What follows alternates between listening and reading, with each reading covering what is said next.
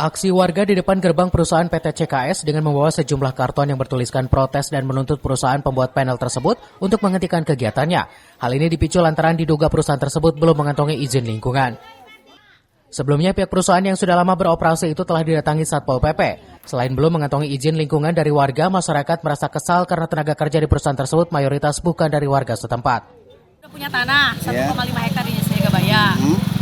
Dulu sempat buatkan izin oleh pihak desa, kurang lebih tahun 2019-an. Tapi kemarin waktu tahun 2024 kita lihat PBB-nya udah keluar atas nama PT CKS ini 1,5 hektar. Tapi belum ada rekom ke desa dan luasnya juga perbedaan luas juga tidak ke desa. Itu kan harus membutuhkan itu. Dia tidak, tapi tiba-tiba keluar aja atas nama PT CKS. Kemarin dia beli tanah di penambahan di luar 1,5 hektar ada 8.000 meter. Nah, dan itu jual belinya kita nggak tahu. Dan dia tiba-tiba nurunin alat. Yang punya tanahnya juga, yang data terakhir itu PT yang punya Andarjo itu.